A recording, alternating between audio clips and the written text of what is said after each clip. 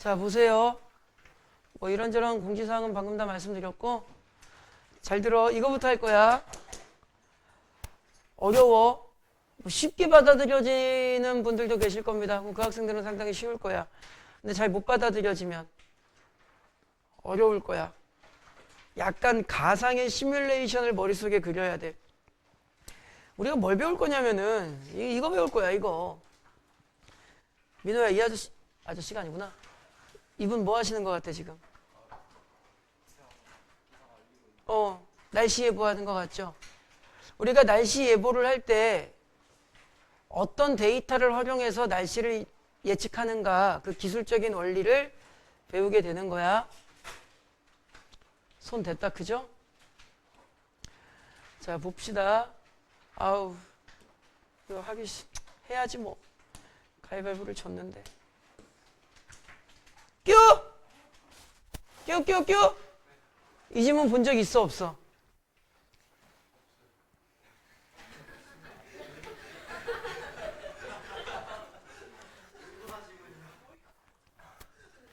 너 10월달 모의고사 볼 때 학교 갔어, 안 갔어? 다시 질문할게.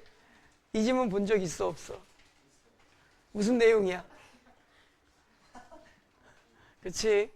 지문을 본 적이 없다라는 것은 좀 슬픈 거고, 뭐 시간이 없어서 찍었다는 것은 뭐 그럴 수밖에 없겠지만, 뭐 어렴풋하게나마 읽어본 지문이어야 하는 거죠. 자, 봅시다. 대기는 연속적인 유체로 사방으로는, 필기하느라고 수업 내용 놓치면 나중에 다시 봐도 몰라요. 그러니까 필기는 부수적인 거야. 이거 막 예쁘게 받아 적는다고 지랄 연병 들다가 무슨 말이지라고 이 기계적, 난 참 답답한 게, 선생님 옛날에 문학 가르칠 때도 했던 이야기인데, 기계적인 필기하느라고 수업 내용이 뭔지를 몰라. 그럼 나중에 그 필기한 내용 보면 알아? 모르잖아. 그러니까 필기는 부수적인 거야. 필기를 수업의 중심에 놓으시면 안 돼요. 그래서 영상을 찍고 영상을 요청하시는 분들한테 영상을 다 드리는 거야. 둘 중에 하나를 하셔야 됩니다. 나는 필기에 집중을 할 거야. 그럼 수업 내용 분명히 놓치는 게 있겠죠. 그럼 필기를 잘 하신 다음에 영상을 다시 들으셔야 돼. 그러니까 나는 지금 설명에 집중을 할 거야. 그럼 설명 잘 들으신 다음에 집에 가서 영상 가지고 다시 필기를 하시든가, 뭐 두 가지가 병행이 가능하다. 병행하시면 되죠. 나는 뭐 학습 능력이 그 두 가지 병행이 좀 알잖아, 본인이.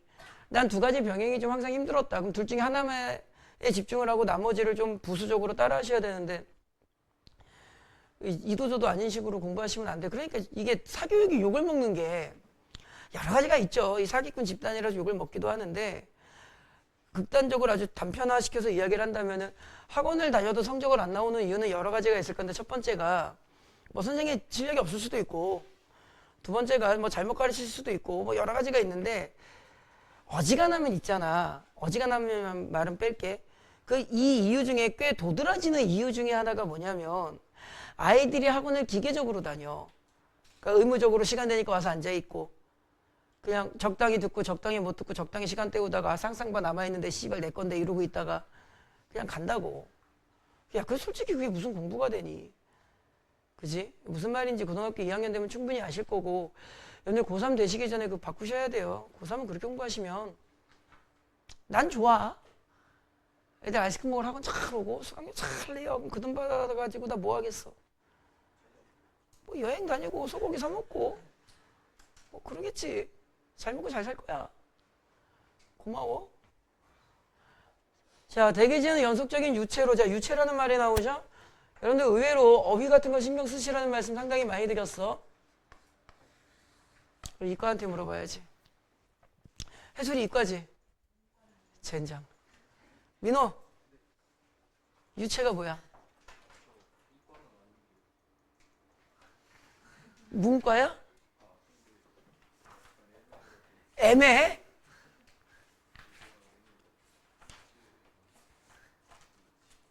이과도 아니고 문과도 예체능이야? 애매해? 우진아, 이게 솔직히 이과고 문과고가 아니라 이거 통합과학에 나와. 이씨. 우진아, 유체가 뭐야? 움직이는 거? 그럼 자동차도 유체야? 자동차 유체 아니야? 자동차도 움직이는데? 지구상에 존재하는 모든 물질은 세 개의 상으로 구성되어 있지? 우진아 시작. 지구상에 존재하는 모든 물질은 세 개의 상으로 구성되어 있지. 뭐. 고체, 액체, 기체. 그 중에서 뭘 제외한? 고체를 제외한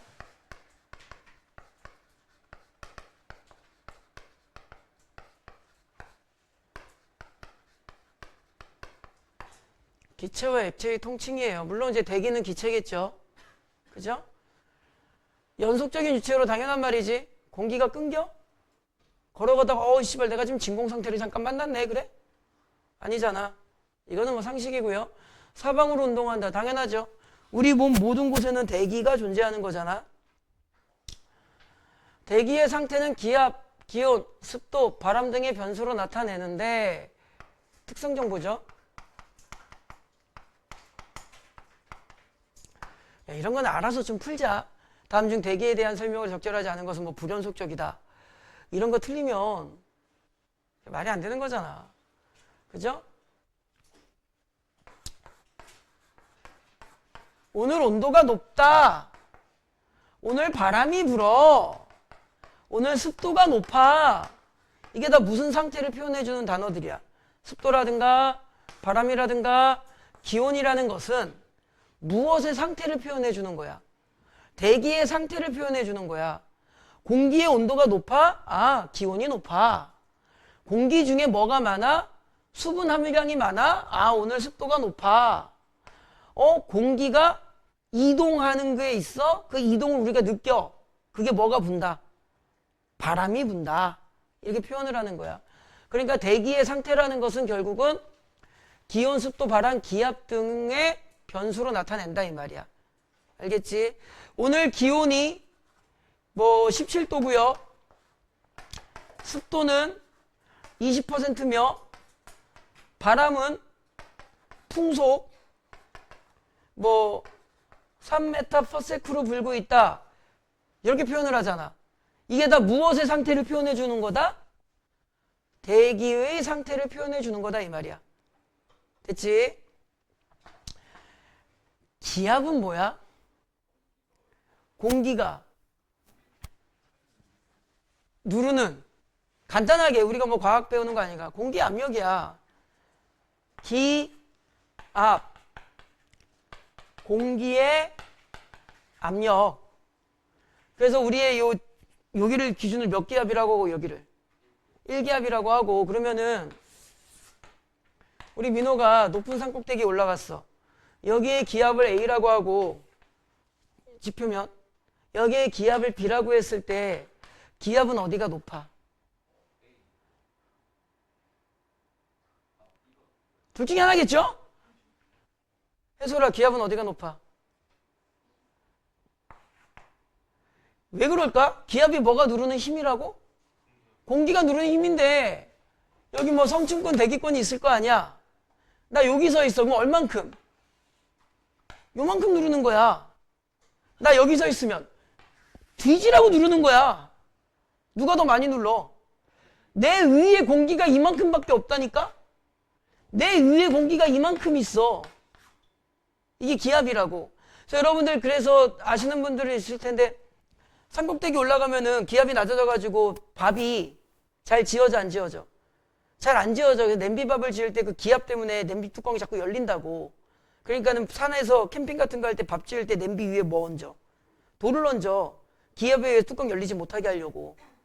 뭘 가르치고 있는 거냐? 그러하다. 이들 상호작용으로 인해 대기의 상태가 변한다. 그죠? 기온이나 습도가 변한다 이 말이고요. 이러한 변화를 뭐 하기 위해? 예측하기 위해. 그래서 내일 날씨, 내일 습도가 어떨 거야? 뭐 비가 올 거야? 눈이 올 거야? 예측하기 위해 뭐가 활용된다? 수치 예보. 기온이 몇 도다, 습도가 어떻다, 바람이 어떻다의 그 수치를 예상해 보자. 그러니까 우리가 편하게 공부할 거면 수치 예보가 뭐야? 날씨 예보, 일기 예보야.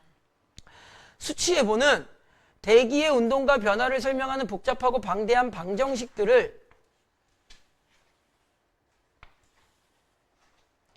슈퍼컴퓨터로 계산하여 미래의 대기 상태를 모의하고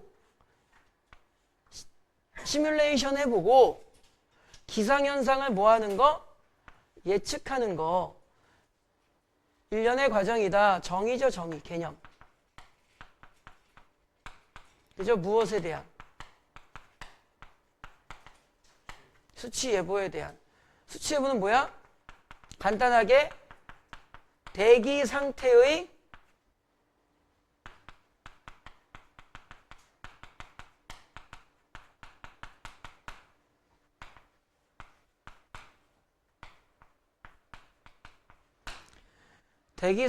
방정식을 계산해서 모의하고 시뮬레이션 돌려보고 아 이럴 거야 라고 예측하는 것. 그때 민호야 저 계산은 누가 한다? 1번 현우진, 2번 정승재, 3번 슈퍼컴퓨터. 그렇죠? 똑똑합니다. 슈퍼컴퓨터가 해. 현우진 선생님도 이건 못하죠. 이때 모의한다는 것은 방정식들의 근사해를 구하는 거야. 그러니까 정확하게 예측이 안 돼요. 그래서 그런 말 있잖아. 기상청 체육대회 때 비 온다고. 정확하게 예측이 안 돼. 그냥 뭐 근접하는 거지. 뭐 일기예보에서 비 온다고 해서 꼭 비 오고 그런 건 아니잖아. 정확도가 좋을 뿐인 거지. 근사해를 구하는 겁니다. 미래의 대기 상태를 도출하는 거야. 방정식을 계산해서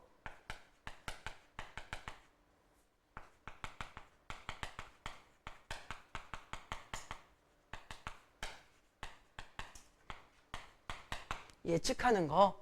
그게 모의 시뮬레이션 돌린다 이 말이야. 수치 예규를 위해서는 슈퍼컴퓨터로 수치 예보 모델을 가동하는데 이거 방정식 계산한다 그랬잖아. 모의할 대기 영역을 정한 후 그 영역을 격자 단위로 세분한다. 오늘부터 이제 여기서부터 이제 생각을 잘 해줘야 돼. 야 이런 건 필기하지 마라.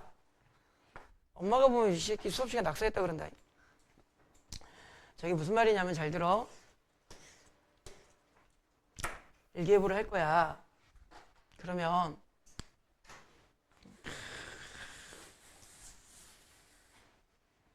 여기는 뭐 함정이야? 이렇게 지표면이 있을 거야. 그치? 이 공간은 다 뭘로 찼다고 가정할까? 공기. 대기로 찬 거야. 그럼 그 대기의 기온과 습도와 바람의 여러 가지 데이터들이 있겠지. 그 데이터들을 계산해서 뭐 몇 시간 후에 또는 내일 어떻게 될 거야 라고 예측하는 거지. 이게 수치 예보야. 그때 계산을 하기 위해서 뭐 할 거냐면요.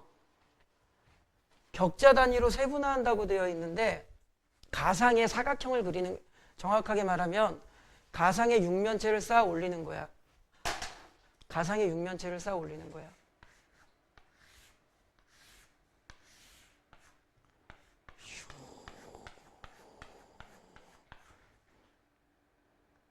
옆에도 그리고 싶은데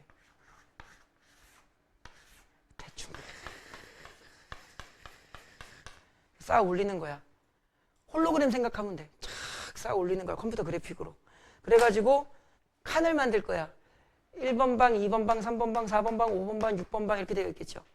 옆에 인접한 7번 방, 8번 방, 9번 방, 10번 방, 11번 11번 방, 12번 방 여기 방을 만들겠지. 그래서 뭘 계산하는 거야? 요 육면체 안에 풍속과 기온과 습도를 계산해. 그리고 그 옆을 계산하고 쭉 계산해 보니까 이 공기가 내일쯤이면 어디에 도착할 것 같아? 내일쯤이면 여기에 도착할 것 같아. 그런데 지금 풍속이 어떻고 기온이 어떻고 습도가 어떻고를 방정식으로 막 계산해 보니까 예를 들어서 지금 기온이 15도야. 풍속은 3m/s야. 습도는 20%야. 근데 쭉 계산해 보니까 이쯤에 왔을 때 온도는 12도로 내려가고 풍속은 좀 더 불고 습도는 30% 정도가 되는데 이거를 다 계산해 보니 내일쯤에는 여기에 도착할 것 같아. 그런데 점점점 증가하고 있지. 여기에 이제 뭐라고 때려박아. 여기가 예를 들어서 권선동이다. 내일 여기에 권선동은 뭐가 오겠습니다? 비가 오겠습니다. 이렇게 하는 거야. 알겠지? 이걸 뭐 하는 거야? 모의, 계산하고 시뮬레이션 돌려보고 예측했지. 이걸 모의한다고 하는 거야. 그러기 위해서는 어떻게 해야 돼? 이 사각형을 그려서 계산을 하는 거야.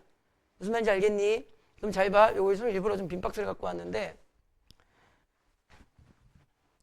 여기가 지표면이라고 쳐봐. 지표면에 이 사각형을 쫙 쌓아 올리는 거야. 이해됐지? 그럼 각각의 사각형마다 뭐 할 거야? 이제 계산을 해야지. 그죠? 그러면 어떻게 사각형을 그려? 여기를 지표면이라고 해봐. 이거 나 어제 수업하는데 내 수요일날 수업하다 돌아버리는 줄 알았어. 지구야.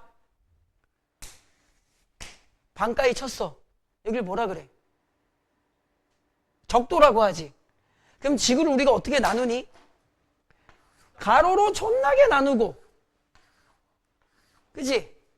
세로로 존나게 나눠요. 물론 지구는 둥그니까 이렇게 그려지진 않겠지만 위도가 뭐야? 가로가 위도예요. 적도를 기준으로 위로 올라가는 거. 그지? 경도는 좌우선을 기준으로 세로로 자르는 거. 세로가 경도야. 그럼 사각형이야. 이거 지표면이야. 그지? 그럼 지표면부터 뭐가 올라와야 돼? 수직선이 하나 올라와야지. 그래 사각형 그릴 거야. 요걸 그릴 거라니까 요 위에. 그럼 뭐가 올라와야 돼? 수직선이 올라와야지. 어디를 기준으로? 지표면을 기준으로 수직선 올라와야죠. 요 단어 문제 풀 때 정말 조심해. 모의 영역은 지표면의 수직인 무슨 방향? 이걸 무슨 방향이라고 한다고? 이거 무슨 방향? 아파. 연직 방향. 그 다음에 요걸 만들 거면은 이 선도 있어야 되고 이 밑에 선 두 개가 더 있어야 될 거 아니야. 그죠? 여러분들 데카르트 좌표계라고 알아요? 어느 날 데카르트가 누워있다가 그 당시에 좌표는 평면 좌표밖에 없었어. 평면이 몇 차원이야? 2차원입니다. 평면은 2차원이에요. 평면. 그래서 모든 값을 x와 y라는 평면 좌표 안에 그려낼 수 있는 좌표가 만들어진 거야. 그래서 x축, y축이라 그래서 이 안에는 무수히 많은 점을 찍을 수가 있겠지. 그래서 평면상의 어떤 좌표는 전부 다 x와 y의 어떤 값에 의해서 표현할 수가 있어. 평면 좌표야. 근데 어느 날 데카르트가 이렇게 누워있는데 갑자기 뭐가 날아가? 파리가 날아가. 근데 파리는 평면에 존재하니 공간에 존재하니? 공간에 존재하잖아. 공간은 몇 차원이야? 3차원이야. 그렇다면 저 공간에 존재하는 파리는 좌표로 표현할 수가 없는 거야. 근데 데카르트는 표현하고 싶은 거야. 그래가지고 뭘 하나 더 그려. 데카르트 공간좌표계라 그래가지고 입체화된 선을 하나 더 그려. 삼각뿔처럼. 그게 데카르트 공간좌표계라고 하거든. 똑같아요. 공간이잖아. 그러기 위해선 선이 몇 개가 필요해? 3개가 필요해. 근데 지표면으로부터 수직은 무슨 방향? 연직 방향. 근데 지구잖아. 지표면으로부터 위도와 경도라는 두 개의 선이 더 필요한 거라고. 알겠니? 그래서 위도, 경도, 연직. 이렇게 하면 이게 나오는 거야. 됐죠? 그래서 여러 층으로 나누어지고 각 층은 위도와 경도의 무슨 방향? 수평 방향이야. 위도와 경도의 수평 방향이야. 이거 조심해.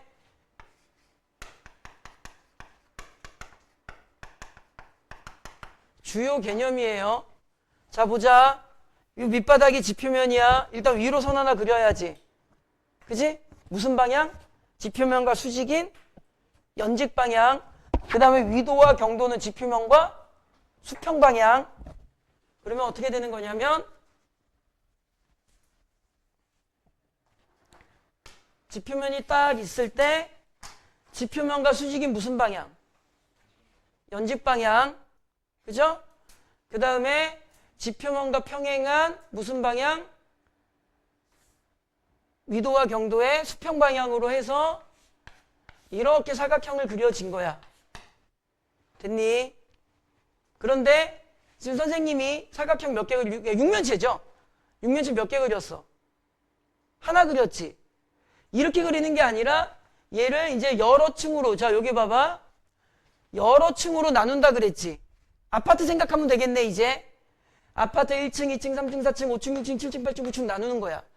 그럼 똑같이 위도랑 경도도 나누면서 어떤 상황이 벌어져?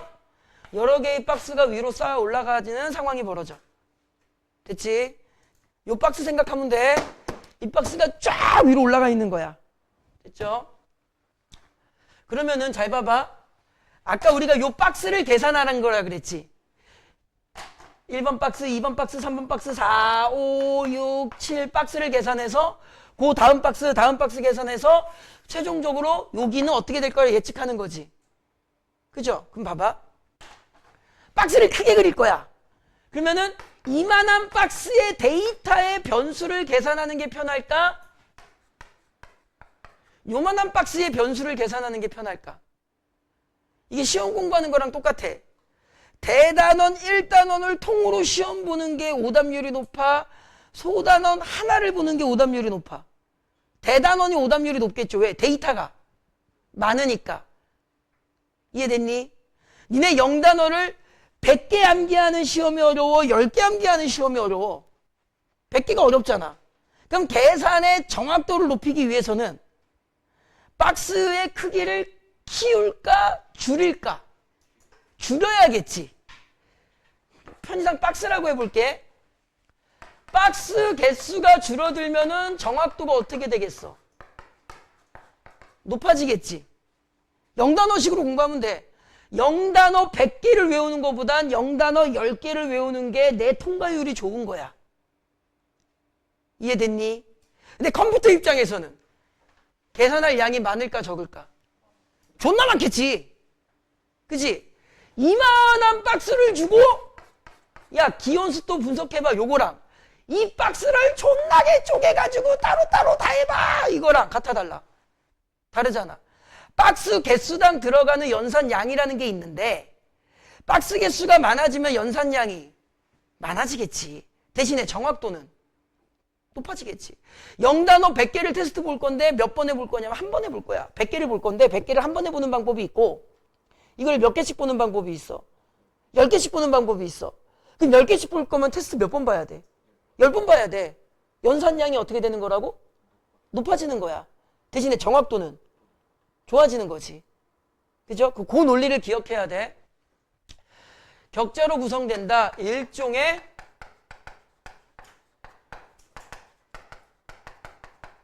육면체 박스 쌓기야.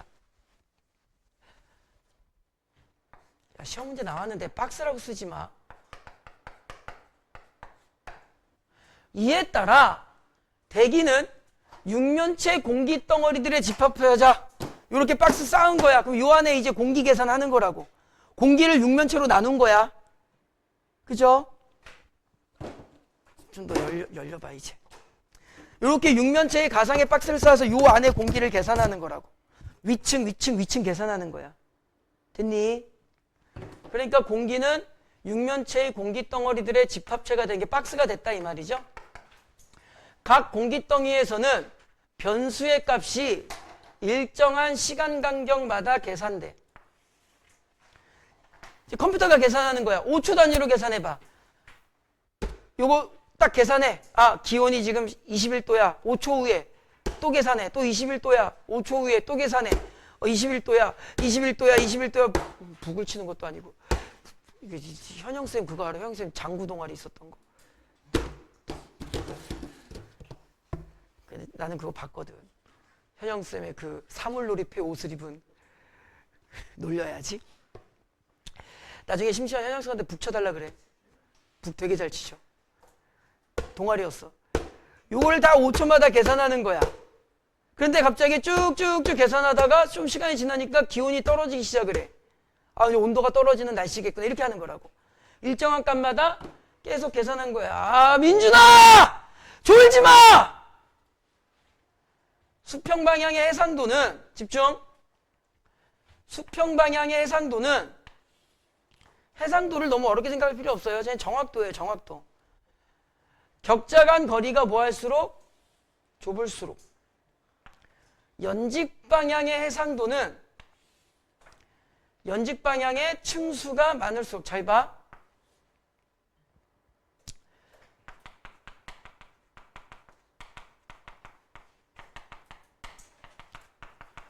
해상도를 간단하게 뭐라고 생각하면 된다고? 정확도로 생각하면 돼. 정확도는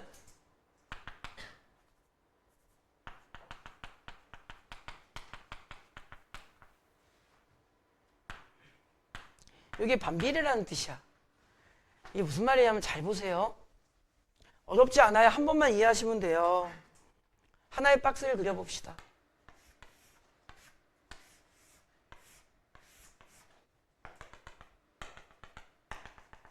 박스가 있지. 이 박스를 계산할 거야. 근데 아까 뭐라 그랬어? 0단어 100개 통으로 시험 보는 것보다 10개씩 나누는 게 좋겠지. 그죠? 근데 잘 봐. 얘가 무슨 방향이야? 지표면 수직인. 연직 방향이야. 얘는 연직 방향이고 일종의 몇 층까지 올릴래야. 그죠? 층수야, 층수. 그 다음에 평면으로 그리다 보니까 좀 애매하지만 여기랑 여기가 무슨 방향이야?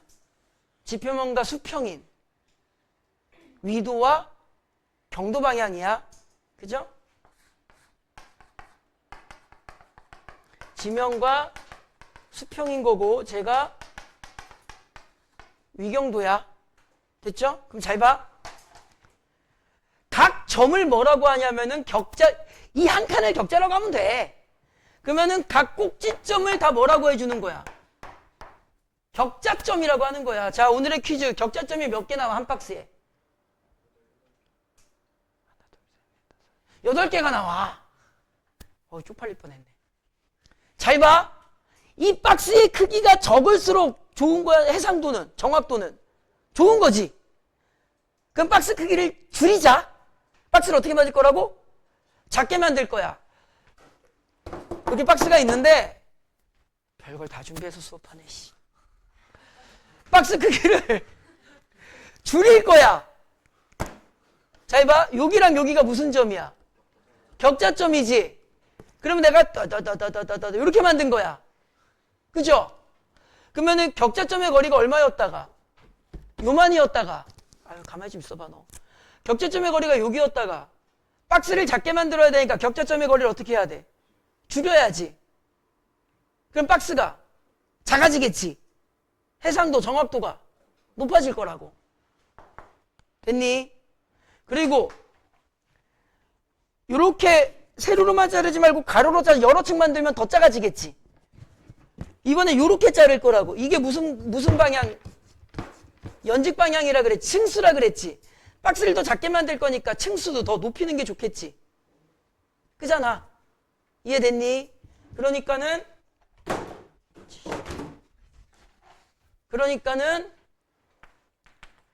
연직 방향의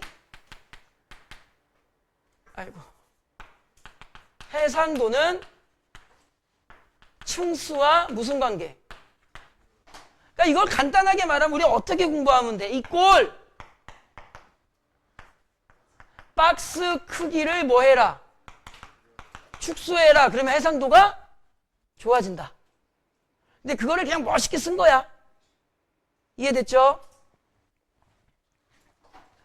그리고 시간 간격이 좁을수록, 자, 니네 0단어 시험 볼 때, 자, 0단어를 예를 들어서 한 20개를 시험 볼 거야.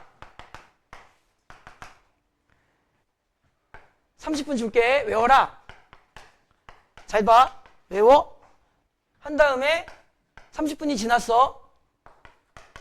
바로 시작. 이거랑 30분 줄게. 외워. 그런데 한 3시간 딴 거 하다가 여기에서 테스트 볼 거야. 이거 기억나 안 나? 기억 안 나죠? 그죠? 시간 간격이 뭐 할수록? 좁을수록 더 계산도가 좋아지겠지. 한 번 계산했다가 한참 있다 또 계산하면 그 사이에 변수를 모르잖아. 이해됐니? 이걸 어떻게 이해하시면 되냐면은 좀 이따 이야기할 건데 버스 정류장에 버스가 쓸 건데 버스가 서 있는 시간이 1분이야. 또는 30초야. 어느 게 더 많은 버스가 섰다 갈 수 있어? 30초가 더 많은 버스가 섰다 갈 수 있겠지. 그러니까 시간 간격을 줄일수록 좀 더 정확하게 보는 거야. 더 많은 계산을 할 수 있고. 더 많은 계산은 표현이 잘못됐다. 그래서 계산의 시간 간격과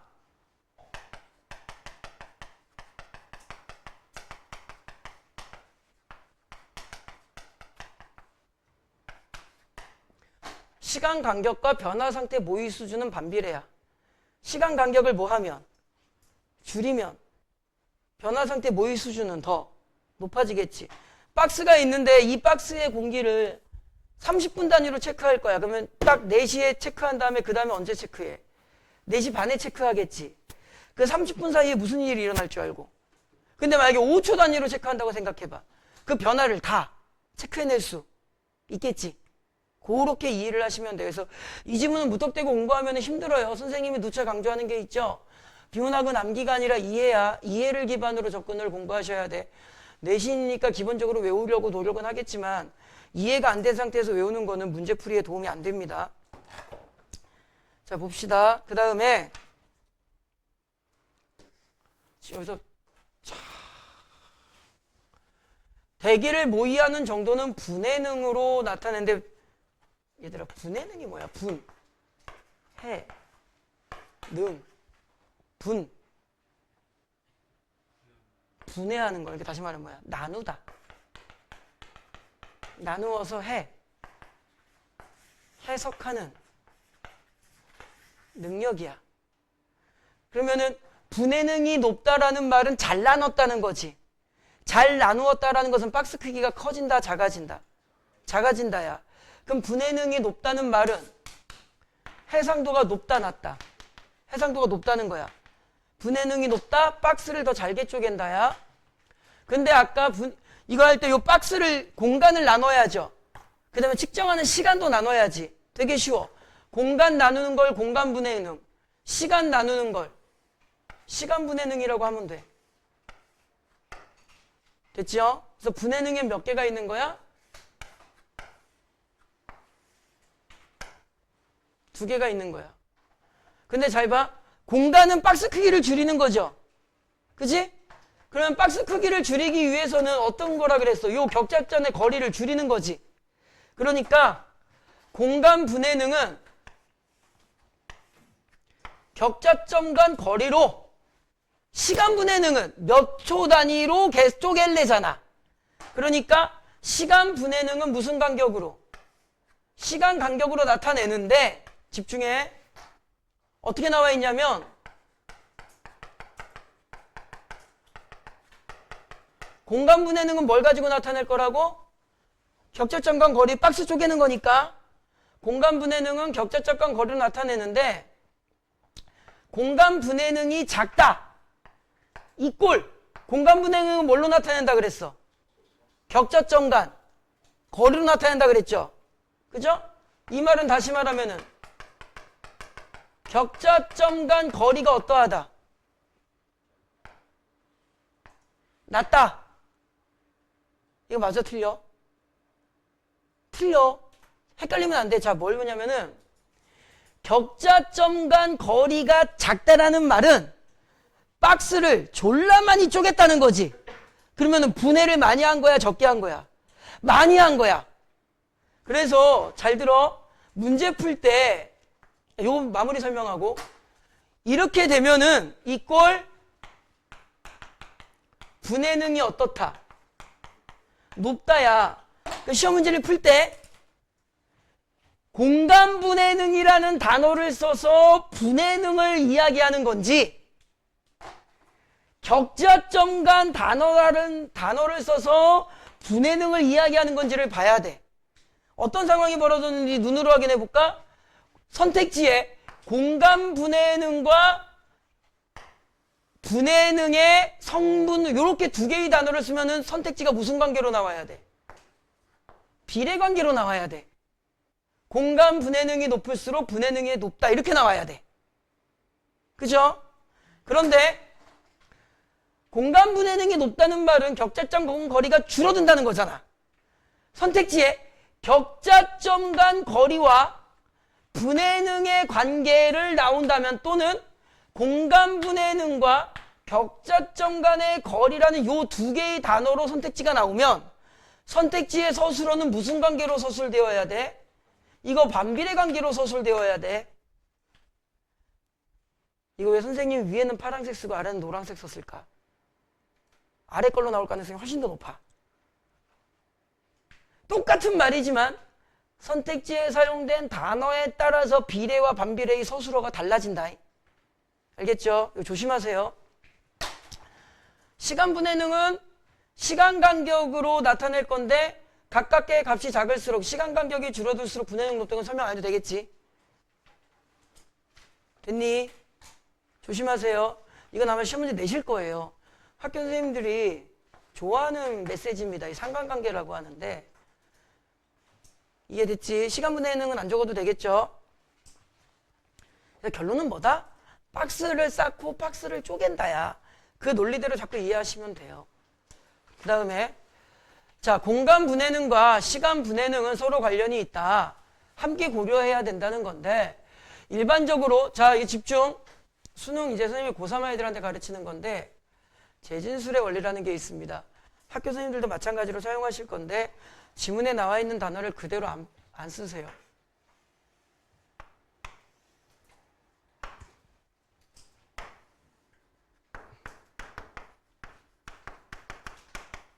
다시 적을게.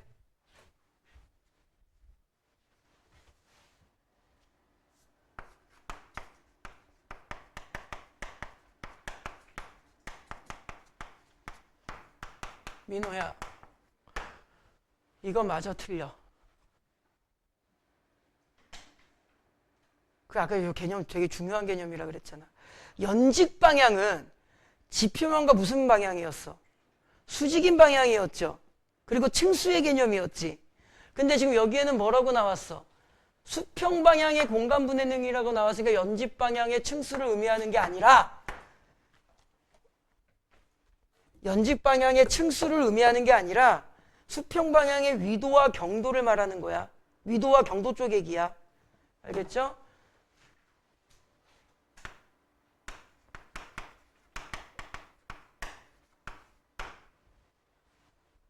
됐죠? 문제 풀 때 조심해. 그 다음에 여기 계산식이 나왔어요. 이거 참고로 하나 말씀드릴게요. 근데 수능 공부할 때 많이 나와요. 이건 필기하지 마. 저따 필기는 깔끔하게 다시 해드릴 거야.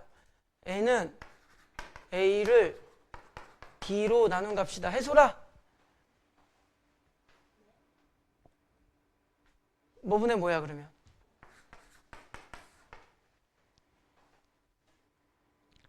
와우!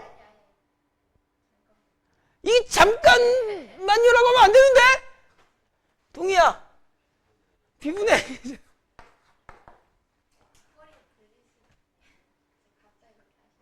미안. 그래, 내가 죽일 놈이야. 잘 들으세요. 저기 나누다라고 적혀 있죠. 어느 지문을 읽던 간에 나누다라고 되어 있으면 반드시 분수로 써야 됩니다. 잘 봐. 이거 무슨 관계야? 반비례 관계고 얘는 비례 관계죠. 그러면은 일단 공식을 좀 적어 드릴게요.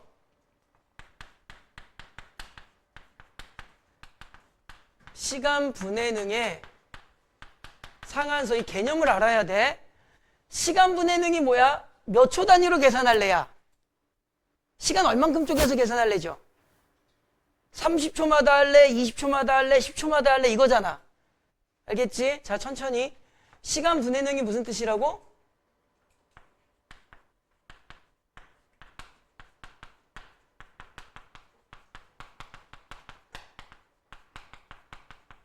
얼마당 한 번씩 계산할래? 5초마다 할래? 10초마다 할래? 이거야. 그것에 무슨 선?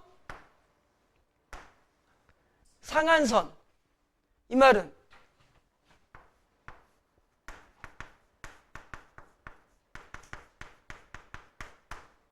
최대 시간이라는 뜻이야. 다시 말하면은 상한선이 시간 분해능 상한선이 10초다.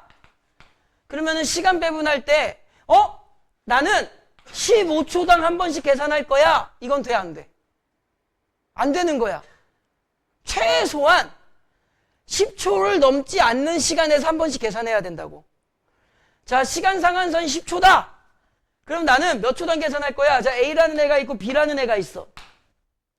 A라는 애는 나는 7초당 한 번씩 계산할 거야. 그러니까 B라는 애가 뭐라 그래? 나는 15초당 한 번씩 계산할 거야. 이렇게 말해. 얘는 돼, 안 돼? 얘는 안 돼. 상한선이 어떤 느낌인지 알겠니? 그걸 넘어가서는 안 돼. 알겠지? 그때 이 시간분해능의 상한선은 나누다라고 적혀 있죠. 그럼 그대로 적어줘야 돼요. 대기의 최대 속도분해. 까먹었다.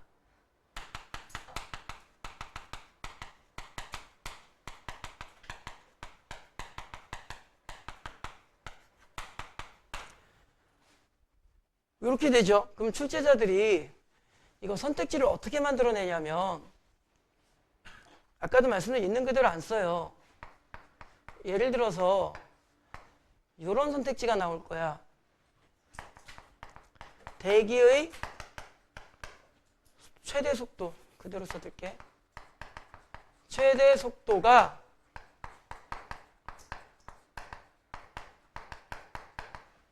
빠를수록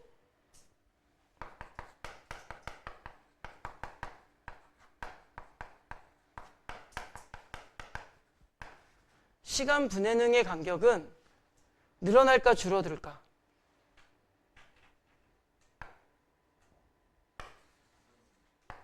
시간 분해능의 간격은 얘가 리미트 시간이지. 그러니까 여러분들께 이렇게 하기 힘드니까 있는 그대로 써드릴게요. 시간 분해능의 상한선은 늘어날까 줄어들까? 이거 아까 했잖아. N은 A분의 B라고 했을 때 얘네 두 개 무슨 관계? 반비례 관계. 그죠?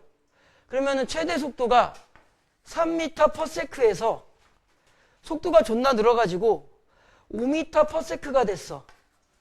그러면 분모값이 얼마였다가 3이었다가 얼마로 늘어났어?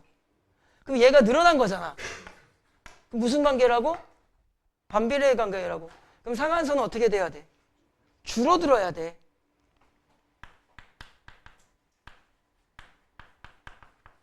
학교 선생님들이 제일 많이 쓰시는 방법이야. 분수식으로 나오면은 지금 선생님이 적은 문장처럼 풀어서 쓰셔. 그러니까는 비문학을 단순하게 그냥 읽고 공부하는 게 아니에요. 어떤 원리로 풀어서 나오는지를 이해하고 공부하셔야 돼. 비례 반비례 정도 우리가 이해할 수 있죠. 됐지? 이는 정해진 시간 간격 동안 격자점 거리보다 더 멀리 이동하게 되면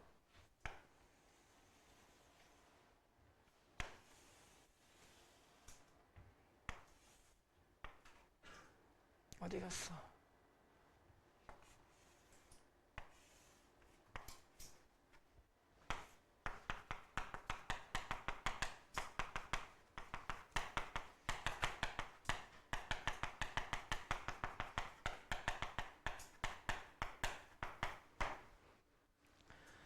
시간 분해능 상한선 설정의 이유야. 봐봐. 격자점 거리보다 더 멀리 이동하게 되면 격자점 거리라는 게 결국은 뭐야? 이 박스의 크기를 말하는 거지. 그죠? 자, 봐봐. 여기서 여기까지만 놓고 보기에 이게 무슨 거리야 지금? 격자점 거리야. 공기가 대기의 이동이 있죠. 대기의 속도가 있을 거예요. 그죠? 대기의 속도를 3m/s라고 해보자. 1초에 몇 미터 간다는 뜻이야? 3m. 1초에 3m 가는데 우리는 이 박스를 몇 초마다 한 번씩 계산할 거야? 예를 들자면 10초마다 한 번씩 계산할 거야. 됐니? 그런데 어떤 바람이 좀 빨리 불어. 바람이 푹 불어서 들어와서 우리가 설정해 놓은 가상의 박스권으로 그 공기가 들어왔는데 10초마다 한 번씩 계산할 거야. 근데 아직 계산할 타이밍이 오질 않았어. 그럼 기다려야 되잖아. 이해됐니? 기다리는 사이에 이 공기가 어떻게 해버리겠어? 지나가 버리겠지. 그럼 계산해 못해. 못해. 이 말이야. 이걸 잘못했다가는 정해진 시간 간격 동안 우리는 10초마다 한 번씩 하기로 한 거야. 그런데 그 공기의 속도가 너무 빨라서 격측정 거리보다 더 멀리 이동했다 이 말은 박스권을 탈출해버린 거야. 그럼 계산할 수가 없게 된다고. 변수의 값을 구할 수 없는 격책점이 생긴다고. 그리고 쑥 지나가 버리니까 이 공기의 데이터는 내가 계산을 못하게 돼. 그러니까는 이거 10초 하면 안 되고 뭐 한 2초나 뭐 이렇게 계산을 짧게 줄여놔야 딱 잡아내고 계산을 하겠지. 이걸 버스 정류장으로 예를 들면 버스를 일종의 대기라고 생각을 해봐. 공기. 얘가 정류장이야. 여기서 우리는 뭐 할 거야? 버스가 딱 왔을 때 버스가 몇 번이고 이게 몇 번 노선이고 이게 어디 정류장으로 갈 거고 승객이 몇 명 타 있고 이걸 계산해야 될 거야. 그죠? 그런데 버스가 어때? 에이 씨발 저 몇 번이었냐? 이렇게 돼. 계산해 못해. 그죠? 그러니까 그런 느낌으로 이해를 하면 돼. 시간과 요거를 잘 맞춰야 된다고. 계산할 수 있게. 그럼 다시 말하면은 계산의 텀을 너무 크게 벌려놓으면 된다, 안 된다? 안 된다. 그러니까 이 시간 분해능 사망선이 아니라 상한선이라는 것은 계산의 텀을 일정 크기보다 더 못 넓히게 해주는 거야. 이해됐지? 그러니까는 최대 시간이라고 적어준 거야. 그 다음에 일반적으로 모델에 이미 수평 방향의 공해능을 2배로 여기 수평 방향의 분해능을 2배로 높이면 계산의 안정성을 위해 연직 방향과 시간 분해능을 다 높인다. 이거 이꼴 뭐 어떻게 생각하냐면은 모두 같은 배율로 높인다. 그때 여기에서 말하는 모두는 공간, 시간이야. 이렇게 공부하면 돼. 그때 이 공간은 잘 봐. 공간은 무슨 방향이 있었어? 연직 방향이 있었고 수평 방향으로는 위도와 경도가 있었죠. 그죠? 원래 이렇게 가르치면 안 되는데 여러분들 시험 문제 푸시라고. 공간은 연직 방향이 있었고요. 수직. 그 다음에 수평으로는 위도 방향과 무슨 방향이 있었니? 경도 방향이 있었죠. 그치? 자, 일단 설명을 해볼게. 이거 이 큐브 알아? 큐브 생각하면 돼. 큐브를 쪼갤 거야. 일단 박스 몇 개야? 하나야. 근데 난 좀 더 정확하게 하고 싶어서 지금부터 박스를 뭐 할 거야? 나눌 거야. 잘 봐봐. 수평 방향부터 나눌 거야. 알겠지? 수평 방향 얘가 위도죠. 간단하게 뭐 얘가 경도건 위도건. 그죠? 그 다음에 얘가 경도건 위도건 얘 수평 방향이죠. 그지? 그럼 수평 방향으로 쪼개면은 이렇게 있을 때 수평 방향으로 쪼개면 어떻게 쪼개는 거야? 아유, 미안. 이렇게 쪼개는 거야. 그러면 한 덩어리였던 게 몇 덩어리가 돼 이제? 2덩어리가 되지. 근데 무슨 방향으로도 쪼개야 돼? 연직 방향도 아니야. 이게 수평 방향으로 쪼갠 거야. 연직 방향으로 쪼개는 건 층수잖아. 그죠? 그러니까는 얘를 또 어떻게 쪼개야 돼? 지금 몇 층이야? 1층이잖아. 그러니까 지금 이 연두색이 수평 방향인 거야. 층수의 변화는 없잖아.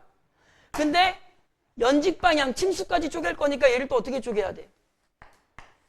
이렇게 쪼개야 돼. 그러면은 몇 덩어리가 나와, 총? 8덩어리 나오는 거야. 그러니까 한 번 쪼갤 거면 다 쪼개야 된다고. 됐니? 그래서 원래 한 덩어리가 한 번 쪼개니까 이거 다 모양대로 다 쪼개야 되니까 몇 조각이 나와? 8조각이 나오지. 봐봐. 몇 비율로 높인 거야? 2배율로 높였죠? 그럼 연직도 몇 배가 돼? 2배가 되고, 위도도 어떻게 해야 돼? 2개로 나눠야 돼. 경도도 어떻게 해야 돼? 2개로 나눠야 돼. 그러기에 뭐까지? 시간까지 여기서 여기까지 한 박스였을 때 10초였다면 얘도 반가이 반가에서 5초 5초 나눠야 돼. 시간까지 어떻게 해야 돼? 나눠야 돼. 몇 제곱? 2에 4제곱. 오타라는 뜻이야. 너희들 교재에. 24배가 된다가 아니라 2에 4제곱이 된다야. 빨리 바꿔. 교재 오타야. 24배가 아니야. 이거 2에 4제곱이야. 오타야. 위첨자가 잘못 들어간 거야. 나중에 선생님 이거 24배 어떻게 나와요? 물어보지 마. 24배 아니야. 몇 배야? 2의 4제곱은 우진아 얼마? 어우 똑똑해. 16배야. 2의 4제곱이야. 앞으로 문제 풀 때도 24배가 다 틀려. 2의 4제곱이야. 나중에 질문하면은 씨 수능 24번 봐라. 씨.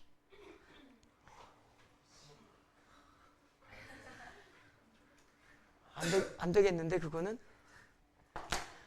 오타야. 민준아 잠 깼어? 이거 뭐라고? 야, 너 나이 몇 살이야? 승이라는 단어를 너희들이 쓰니?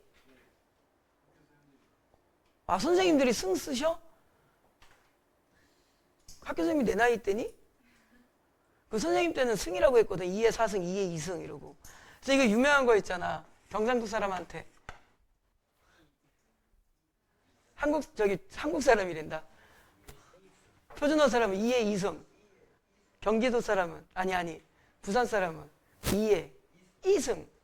이마트 아니야? 이마트. 2에 2승. 2에 2승. 2에 2승. 2에 2승. 우리 집사람이 경상도 사람이거든. 요즘에 승이란 말 쓰나? 뭐 아무튼 2의 4제곱이에요. 이거 요령 가르쳐 드릴게. 결국 이거 어떻게 하면 되냐면은 잘 봐봐. 그럼 내가 질문을 해볼까? 짝수니까 편하지.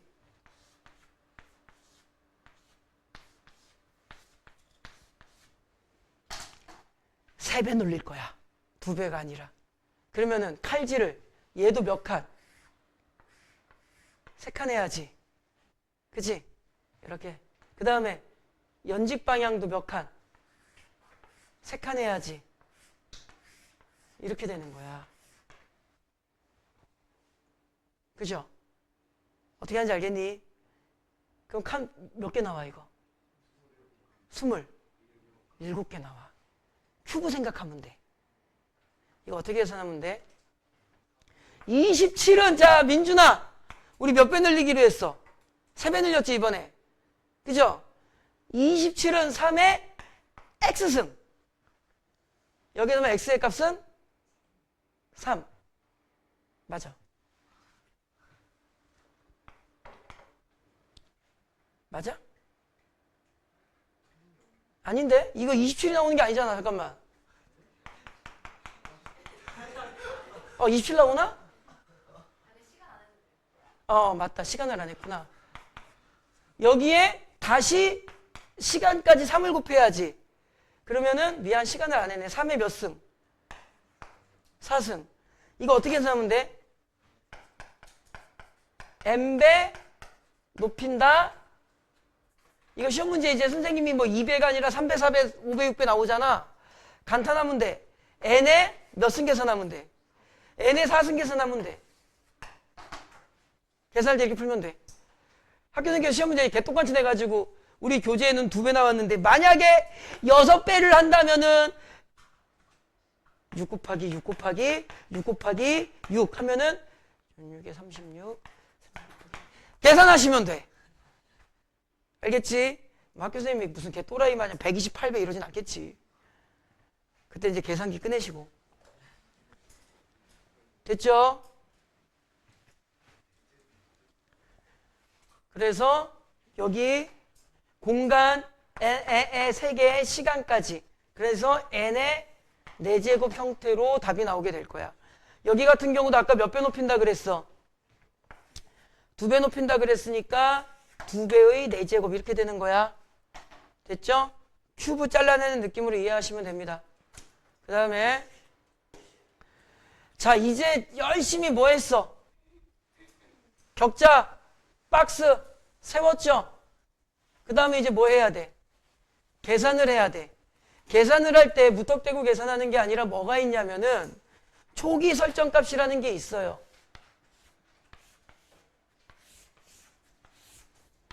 뭐 이렇게 박스가 있을 때 여러 층으로 쌓여 있을 거야 지금. 그죠? 뭐 대충 이런 식으로 그려보자. 대충 이렇게만 그려볼게. 이게 박스가 있을 거야. 그치? 그때 조건을 설정해야 돼. 뭐가 있어야 돼? 초기 조건 설정이 있어야 돼. 그러니까는 한 박스만 그려보면 박스가 이렇게 있을 때 이 박스에 이 박스 안에 이제 공기가 들어오면 계산을 해야 되잖아. 그럼 공기가 이쪽으로만 들어오니? 아니죠. 여기로도 움직일 거고 여기로도 움직일 거고 여기로도 움직일 건데 이게 박스를 지표면부터 쌓아 올리는 거잖아. 천천히 상단으로 들어오는 공기의 흐름이 있을 거고 하단으로 들어오는 공기의 흐름이 있을 거고 측면으로 들어오는 공기의 흐름이 있겠지. 그러니까는 초기 설정 값을 몇 개 설정해야 돼. 하단 설정, 상단 설정, 측면 설정을 해놔야 돼. 그래서 기본 세팅 값을 딱 정해놓고 그 세팅 값을 기준으로 이제 공기가 들어온 거야. 들어왔을 때 기본 설정 값에서 공기가 어떻게 다른가를 계산해. 이렇게 하는 거라고. 됐니? 자, 그러면 초기 설정 조건은 몇 군데에서 해야 돼? 세 군데에서 해야죠. 측면, 상단, 하단. 상태를 설정해서 그 다음에 격자점마다야. 선생님 이게 측면으로 했지만 봐봐. 요 면에 계산을 하기 위해서는 이 격자점을 기준으로 잡아주는 거야. 알겠니? 면이 아니라 점이야. 그래서 요 단어 조심하세요. 격자점마다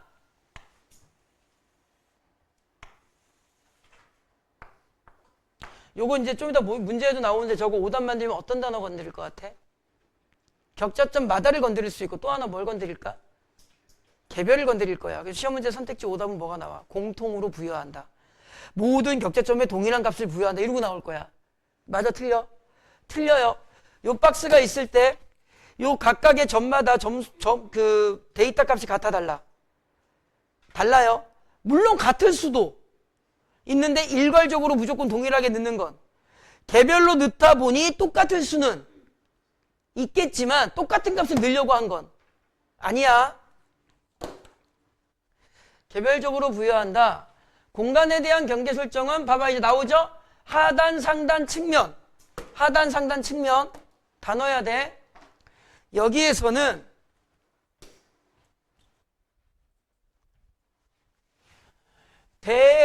대기와 에너지의 상호작용 및 대기의 이동 등이 반영된다. 뭐 반영되는 거고요.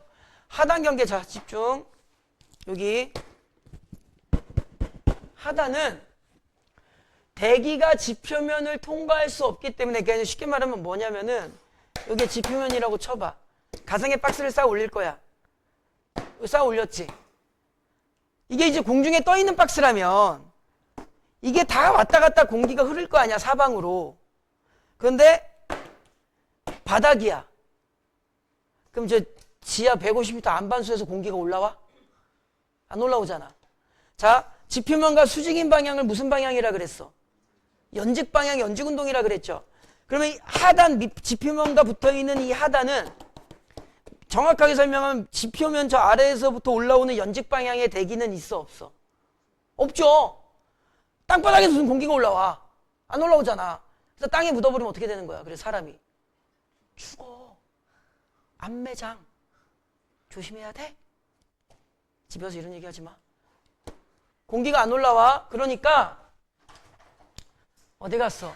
하단 경계에서는 지표면을 통과할 수 없기 때문에 대기의 연직 운동이 뭐하다? 없다고 가정한다. 됐죠? 나중에 기억나는 거라고 민호 안매장 그러지 말고. 공기가 못 올라온다고 연직 운동이 없다고 본다. 그리고 공기가 뭐 땅속으로 파고 들어가는 것도 아니잖아. 연직 운동이 없다고 가정한다. 그러나 대신에 이 지표면에서는 가상의 박스를 딱 하나 쌓아놨어. 여기서 공기가 이렇게 올라오진 않을 거 아니야. 그죠? 근데 공기가 뭐 땅속으로 뚫고 들어가는 것도 아니잖아. 그러니까 지표면과 수직인 것을 무슨 방향이라 그랬어? 연직 방향이라 그랬죠. 그러니까 연직 방향의 운동은 있다고 본다, 없다고 본다? 없다고 본다. 대신에 뭐 그린 거야? 태양. 존나 뜨거워. 더워 뒤져라. 아지랑이 생각하면 돼. 이거 무슨 열이라 그래? 튕겨 올라가는 거. 무슨 열이라 그래? 복사열이라고 하지. 아지랑이. 대신에 이 연직운동의 대기는 없으나, 대기운동은 없으나 햇볕과 같은 지면에 떨어지는 복사열이 밑에서 윗방향으로 올라갈 수는 있겠지. 그거는 고려해야지. 왜? 대기에는 기온, 그럼 여기에서 복사열이 올라가면서 요 박스 안에 있는 공기를 어떻게 할 거야? 뜨겁게 만들 거 아니야. 그러니까 튕겨져 올라가는 에너지는 고려해라. 그러니까 연직운동은 고려하지 않지만 복잡한 에너지 교환이 발생하는데 흡수한 태양 에너지가 어쩌고 저쩌고 미주가리 삐빠빠 변수의 값에 직접적 영향. 여기 네모.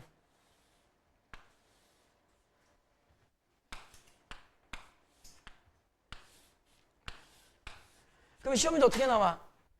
연직운동은 가정한다 안 한다? 연직운동은 가정하지 않는다. 대신에 다른 에너지 운동은 가정한다. 알겠죠? 연직운동을 가정하지 않을 뿐 다른 에너지 운동은 가정하는 거야. 민호야 무슨 말인지 알겠니? 됐지? 그래서 하단 경계의 조건을 설정할 때는 이런 다양한 에너지를 고려하는데 뭐는 고려하지 않는다. 연직운동은 고려하지 않고 나머지는 그냥 그렇게 공부하면 돼. 공기가 땅으로 뚫고 들어가지도 않고 땅속에서 공기가 올라오지도 않으니까 무슨 방향, 연직 방향은 고려하지 않지만 뭐 복사열 등등등등 나머지 에너지는 고려한다. 이렇게 하시면 돼요.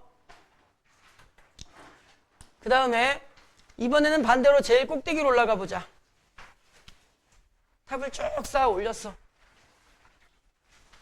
가상의 박스를 쭉 쌓아 올렸는데 여기가 이제 뭐야? 대기권 끄트머리라고 해보자. 그죠? 잘 들어야 돼. 지금도 여기 까다로워 여기가. 대기권 끄트머리가로 가보자. 상단 경계에서는 고도가 높아질수록 대기의 연직운동이 뭐 해주고? 로켓 생각하면 되잖아. 공기가 밑으로 쭉 연직운동 올라갔다 올라가는데 로켓가 쭉 올라가면 올라갈수록 에너지가 어떻게 돼? 소모가 되지. 그러니까 제일 상단 부분에서는 연직운동 에너지가 거의 없겠죠. 에너지 더 떨어졌을 거 아니야. 상향 전파되는 에너지가 점차 줄어든다. 똑같은 말이고요. 이에 따라 최상층 고도에서의 대기운동. 자 여기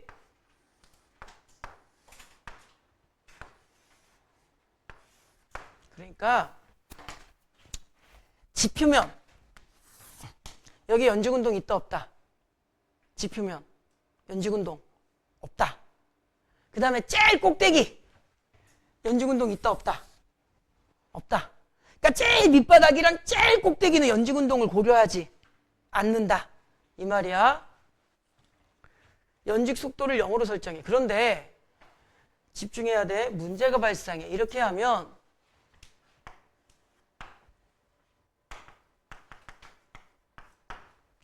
이게 에너지를 0으로 설정은 하는데 실제로는 0이 아니야. 자, 층간소음을 예를 들어 보자. 민호 아파트 사나? 몇 동, 몇 호? 몇 호? 200. 3층이네? 2층이네? 미안해, 이씨. 2층이야?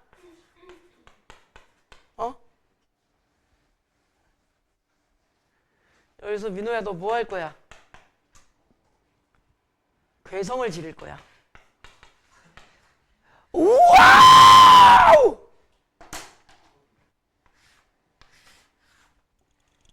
천장에 대고. 니네 그거 해봐서 오늘 집에 가서 궁금하시면 해보세요. 아파트 사시는 분들. 1층은 안 되고요. 2층부터 됩니다. 바닥에 기대고 가만히 아니, 아래층 소리를 들어봐. 아니, 들려 안 들려? 들립니다. 근데 잘 보세요. 아이, 수업하는데 좀 조용해. 쑥덕쑥덕. 소리가 올라가죠. 그런데 여기가 이제 상단이야. 여기에서는 연직운동을 얼마로 가정해? 0으로 가정해. 에너지가 떨어져서. 근데 실제로는 0이 아니야. 실제로는 0이 아니야. 그러면 어떻게 돼야 되냐면 그 에너지가 조금이라도 올라갔을 거 아니야. 그 올라가는 에너지가 다시 내려온다고 봐야 돼. 그러니까 소리가 올라가서 약해지겠지만 우리 민호의 무엇이? 와! 이렇게 돼.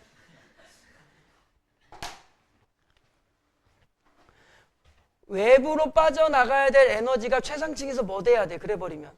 그러니까 이게 잘 들으면 돼. 실제로는 0이 돼, 안 돼? 0이 안 돼. 근데 에너지 보존의 법칙이라는 게 있잖아. 0이 아닌데 그 이 칸 안에 들어있는 에너지 값은 보존되어야 하는데 여기에서 0이 아닌데 0으로 산정해버리면 에너지 보존의 법칙에 의해서 일정 에너지가 돌아왔다고 봐야 돼. 물리학적으로. 그죠?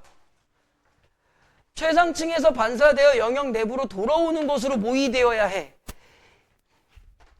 자, 와! 100이라는 에너지를 쐈어. 그럼 이 안에 얼마의 에너지가? 100이라는 에너지가 돼야 되는데 에너지 분포는 달라질 수 있죠. 여기 한 50 분포되고 여기 한 40 분포되고 30 그렇게 분포되겠지. 여기에 원래는 한 3 정도의 에너지가 분포되어야 해. 그래서 전체 에너지가 얼마여야 해? 100이어야 해. 그런데 여기를 얼마로 가정해버리면? 빵으로 가정해버리면 에너지 보존의 법칙에 의해서 요 3이라는 에너지는 어떻게 계산되어야 해? 튕겨서 내려왔다고 계산되어야 해. 그러면 요 칸의 에너지가 7이라고 치자.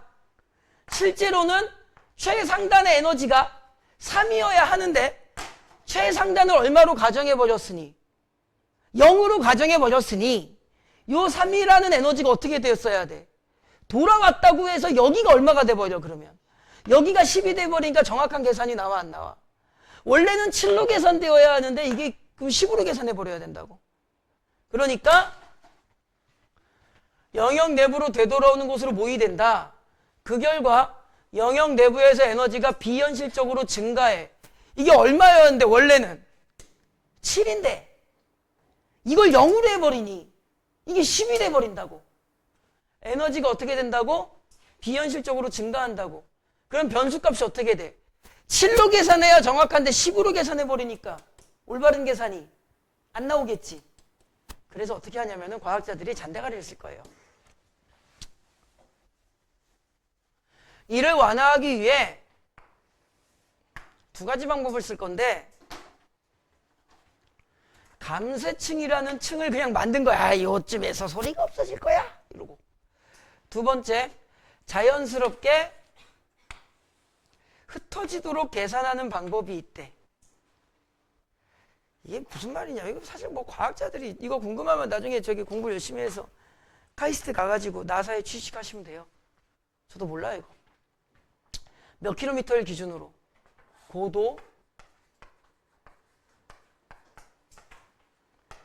80km를 기준으로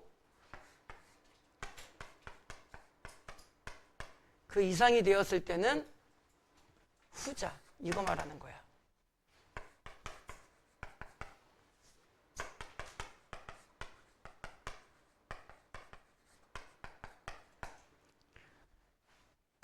요게 이제 여기서 여기까지가 고도를 몇 미터로 놓고 보자. 80km라고 놓고 보자. 그럼 최상층의 에너지가 원래 얼만데? 3인데 상징적인 의미로 지금 여기서 너가 뭐 했어? 괴성을 질렀어, 변태 새끼가. 여기에 조그만 구멍이 있다고 생각하면 돼. 그 3만큼의 에너지가 저 우주 밖으로 날아가 버린 거야. 흩어진 거야. 그러니까 이렇게 이해하면 돼. 0값을 만들려고 그냥 가상하는 거야. 어쨌든 0값을 만들어야 돼. 얘를 0값을 만들지 않으면 왜곡이 되거든. 그러니까 조그만 구멍으로 우와!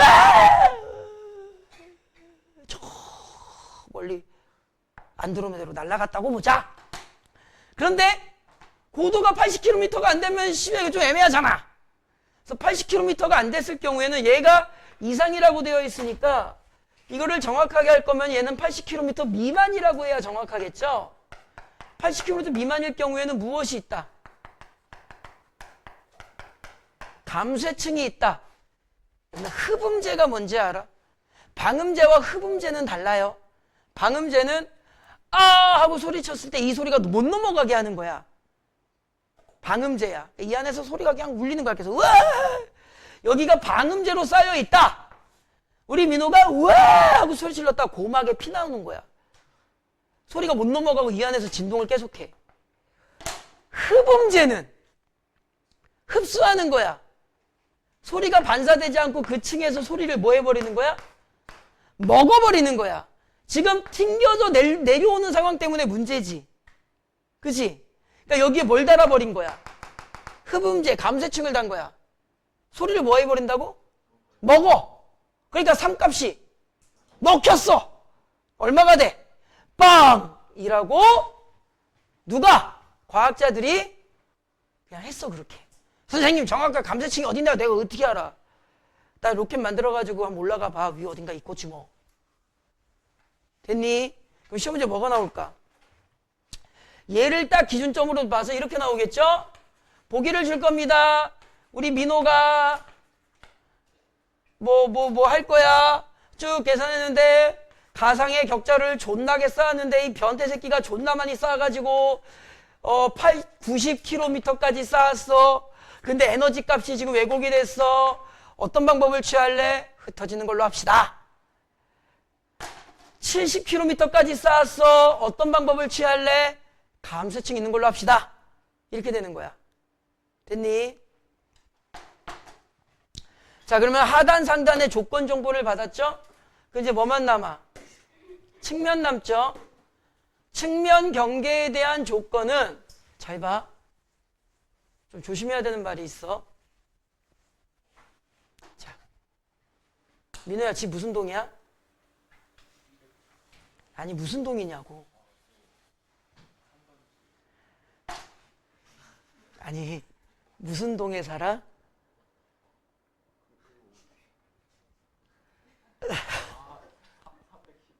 아니!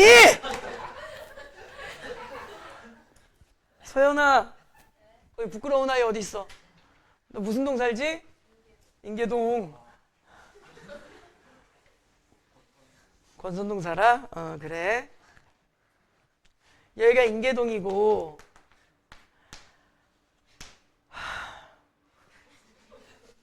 여기 310동이야? 내 질문이 좀 잘못됐나? 여기가 권선동이라고 쳐보자. 그런데 이 측면 경계 모델은요, 잘 봐. 이렇게 이해하면 돼요. 좀 이따 나오거든요. 전체, 지구. 이걸 무슨 모델이라 그래? 전지구 모델이라 그래. 지구는 둥글어.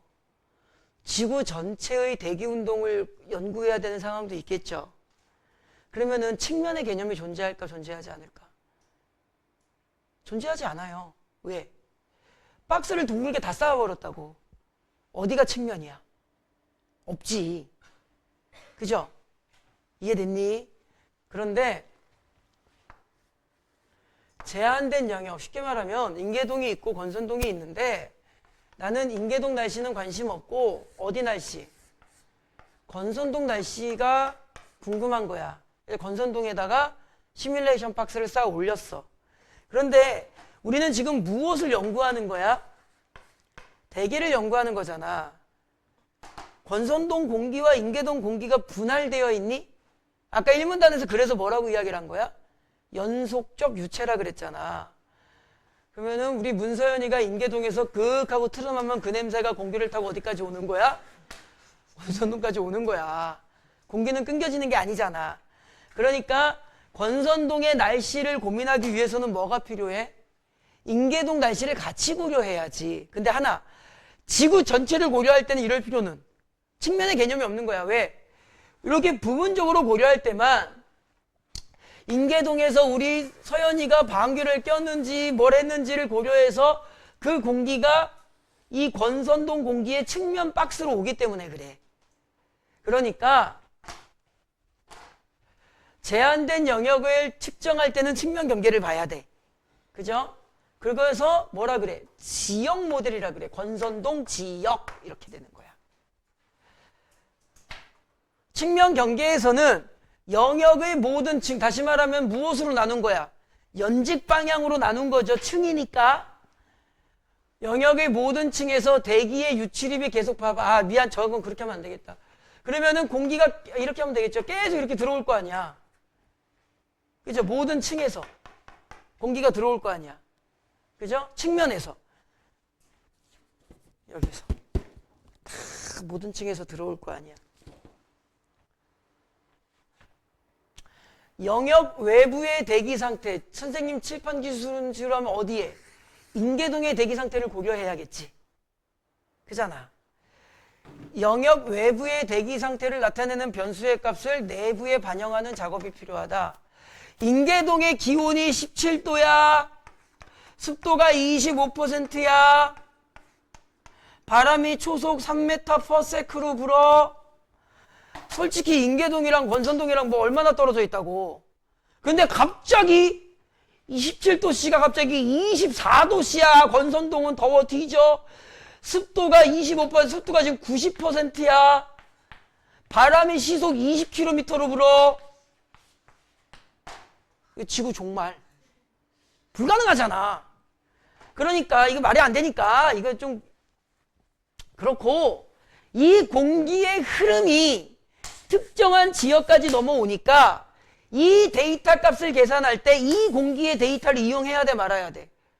야, 쉽게 말하면은 서연이가, 내가 학원에 수업하고 있는데 어느 날 서연이가 나한테 전화를 했어. 선생님 뭐해요? 그래서 수업하는데, 수업 준비하는데, 그랬더니 서연이가 선생님 인계동에 비 와요 그래. 내가 뭐라고 그러겠어? 첫 번째, 어쩌라고?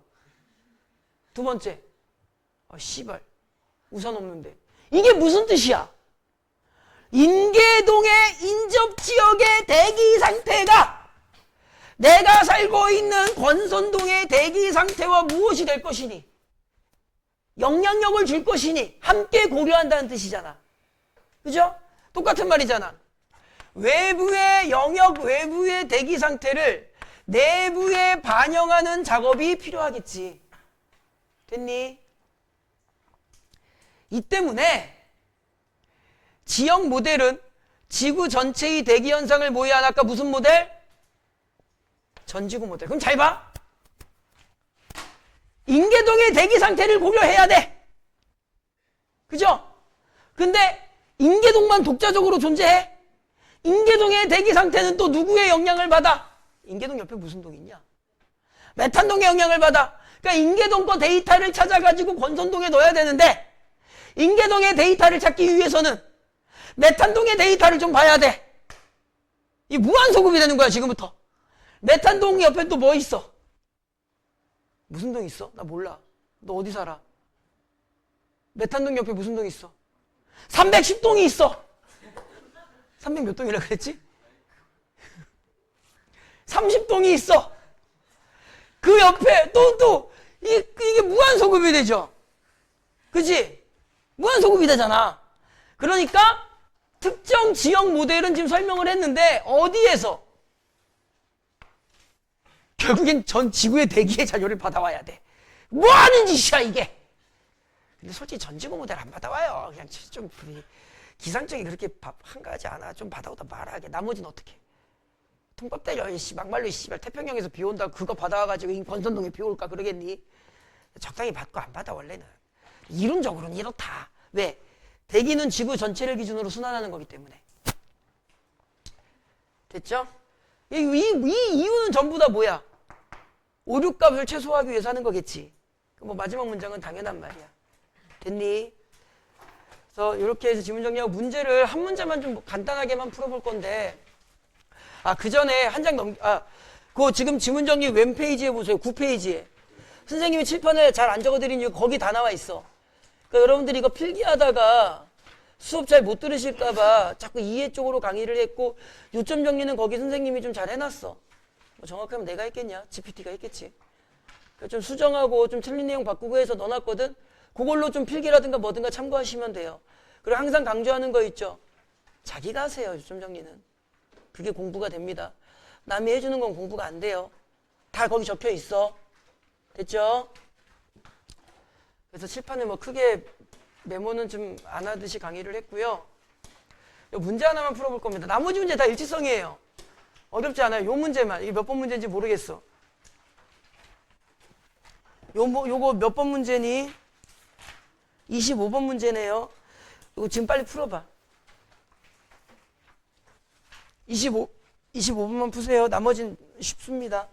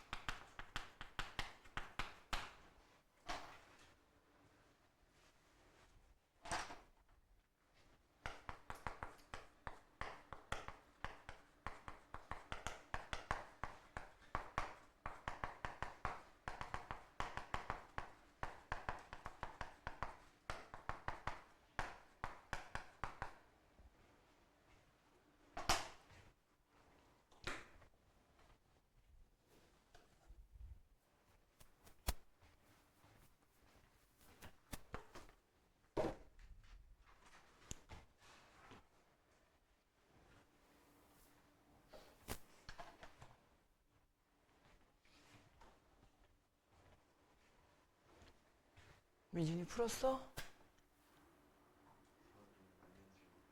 어?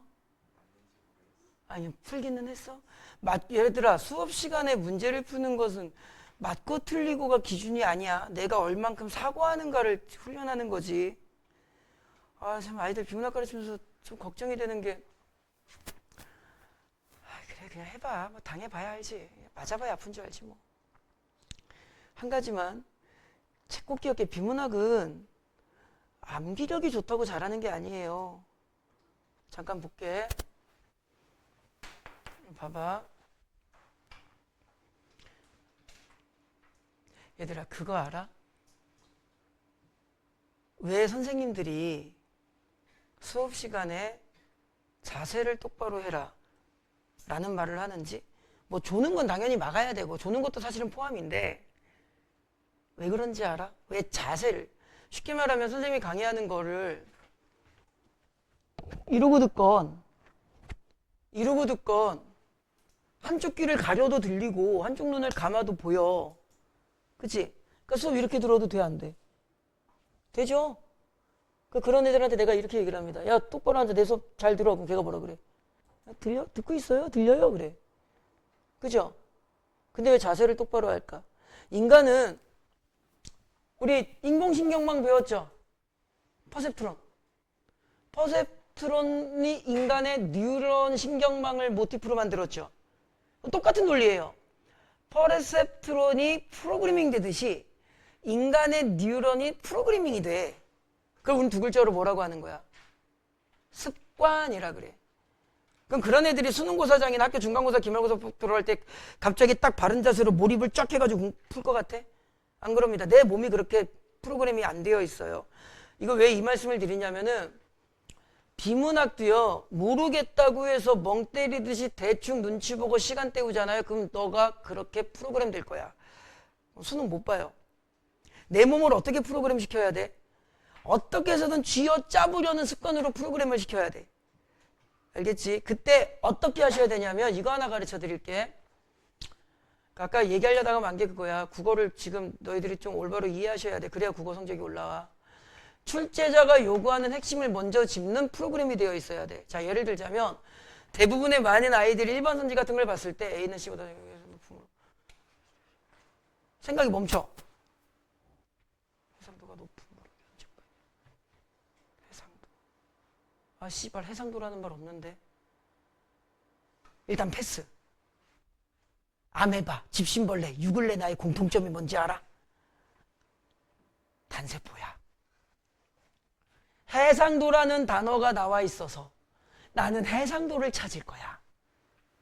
초등학교나 중학교 1학년 국어가 그렇게 나오는 거야. 그래서 그때는 내가 할 만했거든. 근데 지금은 대가리 좀 쓰라고. 습관을 프로그래밍 해봐. 출제자가 요구하는 게 뭐야? 1번 선지 예를 들어볼게. 출제자가 뭐 요구하래? 뭐 찾아보래? 해상도를 찾아보래.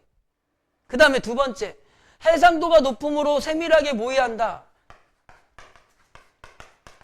요거 찾으라는 거지. 근데 좀 기본적인 지문을 읽었으니까 우리는 해상도를 그냥 공부하기 편하게 정확도라고 했다고. 정확도가 좋아지면 세밀해진다. 이건 맞지? 그럼 내가 계산해야 되는 것은 결국은 이 출제자가 요구하는 것은 이거 알아보라는 거야.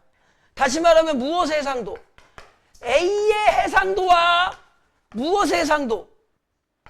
C의 해상도를 비교해 보시오, 이 말이죠. 그럼 출제자의 키는 어떤 단어에 와 있어? 해상도라는 단어에 와 있잖아. 그러면 지문에 어디에 해상도가 나와 있는지를 찾아봐. 그러면 거기에 해상도가 뭐가 나와 있어? 수평 방향에 뭐 공간 분해능이 높을수록 해상도에 나와 있죠. 그거 찾으라는 거야. 그러면은 요거 가지고 하면 되겠네. 또는 연직 방향의 층수 가지고 하면 되겠네. 해상도는 우리가 뭐로 봤으니까? 박스의 개수로 봤으니까. 그죠? 자, 그러면은 A는 C보다 이 선택지를 줄여. A가 박스 더 많아야. 그죠? 얘는 가로 세로 얼마짜리? 20짜리. 얘는 가로 세로 얼마짜리? 10짜리. 박스가 누가 더 작아? 얘가 더 작지. 얘는 더 작은 박스를 몇 층? 80층. 얘는 좀 큰 박스를 몇 층? 40층. 그럼 누가 더 박스가 작아? 얘가 더 작잖아. 1번 맞네. 그러니까 여러분들이 저 선지를 읽을 때 좀 생각을 해야 돼. 자, 포인트가 뭐냐면 생각을 연습을 하셔야 돼요. 일반 선지 딱 보고 출제자가 나한테 바라는 게 뭐지? 이 정도까지는 하시거든? 해상도구나. 그럼 당연히 선생님도 일단 뭘 찾아? 해상도가 있나 찾아. 근데 당연히 상식적으로 여기에다가 A는 해상도가 20, B는 해상도가 10 이렇게 쓰겠니? 초등학교 1학년 시험 문제니? 그러니까 출제자는 해상도와 관련한 거 네가 찾아봐야. 그러니까 어디를 들어가서 지문을 들어가서 해상도 지문에서 어떤 단어가 있는지 그 단어가 여기 어디에 있는지를 찾으면서 이렇게 왔다 갔다 풀라는 거야. 그러니까 가장 중요한 건 뭐다? 출제자가 나한테 원하는 게 뭔지를 자꾸 생각하셔야 돼. 니네 이거 지금 내신이니까 어떻게든 문제 풀고 점수 좀 만들고 좀 힘들고 뭐 있죠. 니네 한번 고3 모의고사 풀어볼래? 어떻게 되나? 장담하는데 여러분들이 2월 달에 이제 고3 첫 모의고사를 볼 거예요. 학원의 자체평가를. 근데 장담하는데 여기 1, 2, 3등 한 명도 안 나와. 올해 선생님이 마지막까지 고3이 40 몇 명 있었거든요. 그래서 뭐 대충 조사한 거라서 정확하진 않아요. 이번에 수능이 또 워낙 어려웠고 1, 2, 3등급까지 해서 보통 한 20명 좀 안 나와. 학원 입장에서는 적은 숫자는 아니거든. 40 몇 명 중에서 한 10 몇 명 정도 나올 것 같아. 뭐 나름대로 뭐 실패하진 않았다고 보는데 매년 똑같아요. 첫 3학년 모의고사 보잖아요. 올해 초에 2월 달에 3학년이 68명인가 70명 있었어요. 1, 2, 3등급 몇 명 나왔게? 2명 나왔어, 2명. 3등급, 1, 2등급 2명 나왔어요. 안 나와. 택도 없어. 니네가 지금은 선생님이랑 같이 꼼꼼하게 읽고 응 하고 따라가고 2학년 모의고사는 좀 어떻게 풀어봤지. 3학년 거 주워볼까? 니네 어떻게 되나? 그러니까 내가 어떻게 공부해야 되는지 그 습관 프로그램을 잘 하세요. 어느 날 갑자기 착각하지 마. 어느 날 갑자기 내가 이제 고3이니까 변한다. 택도 없는 소리 하지 마. 사람은 그렇게 안 변해. 작년에 김민호와 올해의 김민호가 뭐가 변해? 노력의 과정이 누적돼서 지금 좀 변화가 되는 거지. 어느 한순간 과정이 없는 누적이 없는 데이터에 의해서 내가 변화가 된다? 택도 없는 소리 하지 마. 그런 애들이 100% 이제 뭐라 그래 겨울방학 때. 선생님 저 이번 열심히 할 겁니다. 몇 년 써먹었잖아. 중간고사 끝나면 기말고사 잘 본다고 엄마한테 뻥쳤고 방학 때 열심히 하겠다고 하고 다 해봤잖아. 언제까지 그런 똑같은 수법을 쓸래? 부모님이 바보라서 속아드리는 게 아니야. 안타까워서 속아드리는 거야. 오늘 안 하면 내일도 안 해요. 자, 2번 선지 똑같이 해볼게. 이게 뭐 계산하래? 여기 보니까 요 단어가 보이죠? 대기 속도와 뭘 건드려 봤어, 얘가? 시간분해는 건드려 봤지. 그러면 지문에 대기의 최대 속도와 시간분해능이 동시에 나온 문장이 있다고. 거기 가면 이거밖에 안 나와. 그럼 출제 의도가 나왔지. 2번 선지는 뭐 하라는 뜻이야? 시간분해능 상한선 계산하라는 뜻이야. 근데 원래는 자 보자. B와 D를 봅시다. 얘네 그 위에 보면은 최대 속도가 1이라고 나와. 1에서 이거 수평방향 공간분해능. 자 B의 수평방향 공간분해능 얼마야? 10이야. D의 수평방향 공간분해능 얼마야? 8이야. 그럼 얘는 10이고 얘는 8이겠지. 그죠? 그런데 선지를 봅시다. 이제 얼마로 바꾸래? 최대 속도를 얼마로 바꾸래? 현재의 2배로 바꾸래. 이잖아. 2배니까 1 곱하기 2. 여기 얼마야? 10이야. 여기 얼마야? 8이야. 그럼 얘 몇 초? 얘 5초. 얘 몇 초? 4초. 이게 뭘 구한 거야 우리가? 상한선 구한 거잖아. 그러니까 B는 몇 초 넘으면 안 돼? 5초 넘으면 안 돼. D는 4초 넘으면 안 돼. 근데 D는 몇 초야? 3초야. 넘었어 안 넘었어? 안 넘었어. 패스. 근데 B는 몇 초야? 근데 몇 초 넘으면 안 돼. 얘는 설정 바꿔야지. 맞는 말이지. 이걸 무턱대고 선생님 설명 듣고 아 그렇구나 그러면 안 돼. 선생님 설명이 어디서부터 시작됐는지를 배우셔야 돼. 그게 공부야. 이 단어를 찾는 것부터 그 다음에 저 단어가 있는 문장을 확인하는 것부터 문제를 풀어야 돼. 근데 여러분들이 그렇게 안 해요. 문제 풀면서 내 기억에 있는 무언가를 끄집어내려고 그래. 그러니까 어렵지. 찾고 확인하고 끄집어내는 거야. 그냥 무턱대고 끄집어내지 말고. 3번 선지도 마찬가지죠.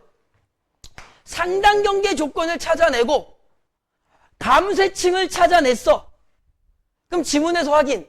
몇 킬로미터? 80km.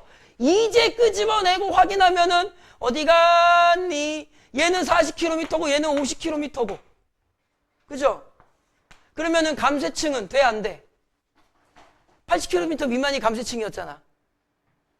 아, 이 참 미안하다. 이거 BD 맞니? 이렇게 하면 되잖아. 그러니까 여러분들이 문제를 접근하는 과정 자체가 너무 점프업이 되어 있어. 공부를 했기 때문에 그런 건 내가 이해를 해요. 내가 공부를 했고 지문 내용을 아니까 점프업을 해서 그냥 선택지를 보고 어떻게 해서든 끄집어내려고 하는데 그러면 안 된다니까.